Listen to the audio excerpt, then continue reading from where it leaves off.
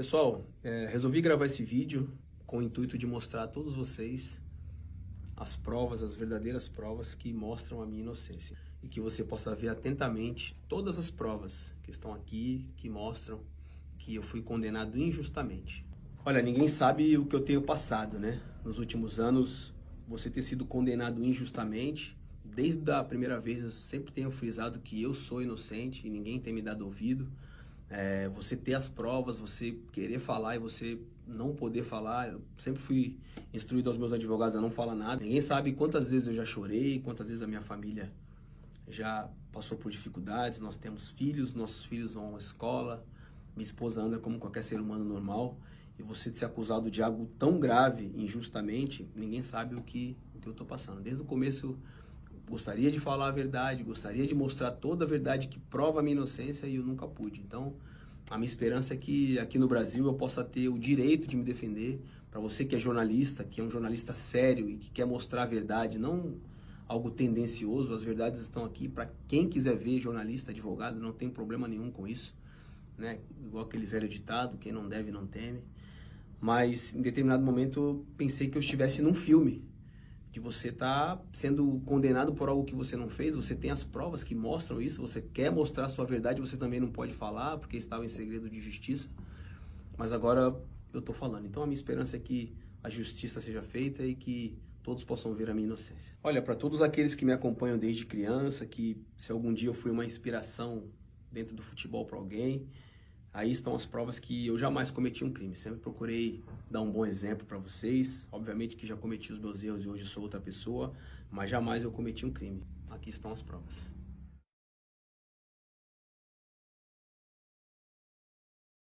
Era uma noite tranquila, como qualquer outra noite. Era um café, se o café se chamava, um local que na época era um local bem tranquilo, bem familiar. Tinham outras famílias, uma noite de pagode, como era um grupo de pagode que eu gostava, que há 10 anos atrás eu curtia. E nós resolvemos ir no pagode, né? Em determinado momento do pagode, a minha esposa decidiu ir para casa. Como eu ia treinar no outro dia, falei para ela que ia ficar poucos minutos a mais e depois eu já ia embora. Logo em seguida, né, eu desci para tocar. Sempre, quem me conhece há muito tempo sabe que antigamente eu gostava de música, de samba. Estava tocando o meu instrumento.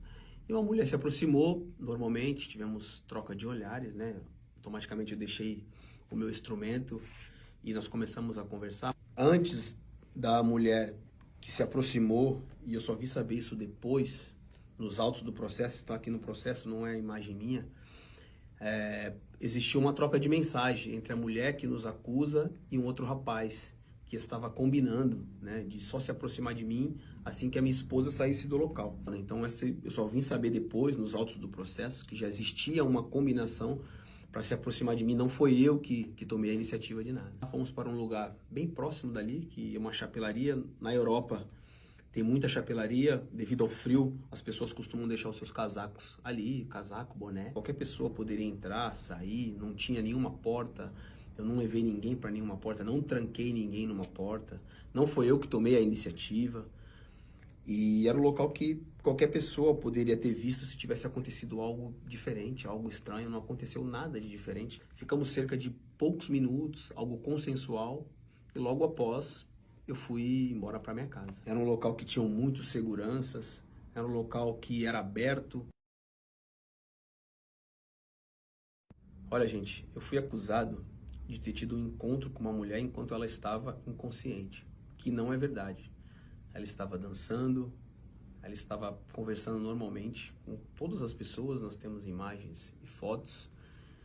Ela conscientemente foi comigo e teve um encontro rápido e superficial. Até hoje, o que as pessoas pensam é que quando eu tive um encontro com ela, ela estava desacordada, ela estava no chão, ela estava inconsciente. Não foi nada disso, não foi nada disso. Ela estava totalmente em pé, consciente, dançando, rindo, se divertindo como qualquer outra pessoa faz em uma discoteca num dia normal. Não teve nada disso e as imagens mostram isso, né? Não foi nada de violência, ninguém abusou, não peguei nenhuma garota à força, nunca faria isso na minha vida. O local tinha outras pessoas próximas, outras pessoas que poderiam ouvir se ela tivesse gritado, dito para, não, alguma coisa. Isso nunca aconteceu.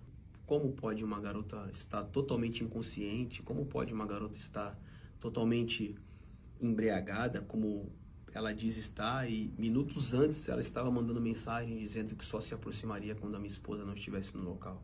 E minutos depois também ela manda uma mensagem totalmente tranquila para a amiga, perguntando onde a amiga está, você está aí, você pode vir me buscar. No depoimento que ela deu à polícia, ela disse que foi violentada por 6, né? Mas logo após, ela saiu com os mesmos e foi para uma outra discoteca e continuou se divertindo, dançando. Uma mulher que tem esse tipo de violência, ela se retrai, ela tem nojo das pessoas que fizeram isso, ela quer chamar a polícia. Não foi o que aconteceu, ela continuou a festa que eles estavam fazendo em outro local. E quando ela foi para outra discoteca com os outros que estavam ali, eu já estava na minha casa, não estava mais ali. Não foi fácil guardar todas essas provas, mas as provas estão aqui, a verdade está aqui. Então, nos autos do processo, não foi eu que inventei, com perícia. Ela também fez um exame toxicológico, que aí vai muito além de quem está me assistindo o vídeo, eu ou você. É um exame que prova que tudo aquilo que ela ingeriu, ela não estava bêbada, ela lembra com riqueza de detalhes exatamente tudo.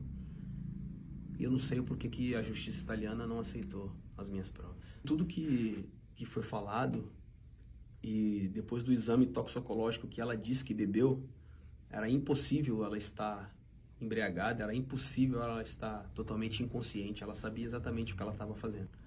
E para provar que eu não tive nenhuma violência sexual com ela, e jamais eu abusaria, eu falei a verdade, eu estava lá com ela, foi um encontro rápido, mas nem o meu teste de DNA estava lá. Eu poderia ter mentido se eu fosse uma pessoa mentirosa, se eu estivesse querendo esconder alguma coisa, mas eu não menti, eu falei a verdade desde o começo, e o meu DNA nem apareceu lá. Eu fiz o teste de livre e espontânea vontade, fiz tudo aquilo que foi determinado, mesmo sem ter o meu DNA lá, eu ainda assim fui condenado.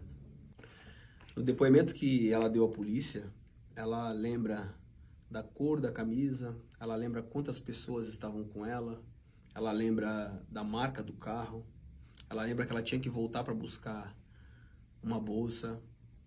Uma pessoa que está inconsciente teria tantas lembranças com riquezas de detalhes? Será que não é muito estranho você lembrar de tanta coisa que aconteceu e ao mesmo tempo estar inconsciente? Ela deu 2 depoimentos à polícia, 2 depoimentos diferentes. No primeiro depoimento, ela lembra que estava todos os 6 ali, interagindo. No segundo depoimento, ela já lembra com mais riqueza de detalhes que eu tive uma intimidade com ela, ou seja, 4 meses depois ela lembrava mais. No primeiro depoimento ela fala uma coisa, ela não lembra, no segundo ela fala outra. Já mostra a incoerência na versão dos fatos dela. No primeiro depoimento em Bérgamo, ela lembra com riqueza de detalhes de todos os rapazes que estavam ali, mas ela estava inconsciente. Difícil você lembrar estando inconsciente. No segundo depoimento, que foi em Milão, aí ela já lembra que tivemos uma intimidade entre eu e ela, que foram 2 meses a mais, ela disse que lembrava. Então, existe essa incoerência. Diante de tantas provas assim, contundentes, provas que são gritantes, que mostram a minha inocência, não tenho uma prova nem 2, eu tenho várias provas que mostram que não é verdade a acusação que me fizeram, isso só me leva a crer que esses mesmos que me condenaram são os mesmos que permitem com que aconteça inúmeras vezes história de racismo contra inúmeros estrangeiros fora do Brasil, né? Joguei na Europa durante quase 10 anos e só no Milan joguei 4 anos. Nesses 4 anos eu vi várias e várias vezes história de racismo. Já teve jogadores como Mario Balotelli, que era um jogador que se naturalizou italiano para jogar na Itália, e ainda assim ele sofria muito. Ninguém me contou isso. Muitas vezes eu tentei acalmá-lo porque ele estava chorando no vestiário. E a quantidade de vezes que eu falei, Mário, tranquilo, esquece isso, vamos jogar futebol. Joguei com outro jogador chamado Prince Boateng, que em determinado momento ele tirou a camisa do Milan. Você pode ver aí nas imagens, ele tirou a camisa e pediu para não jogar mais, porque ele não estava suportando aquela situação de racismo.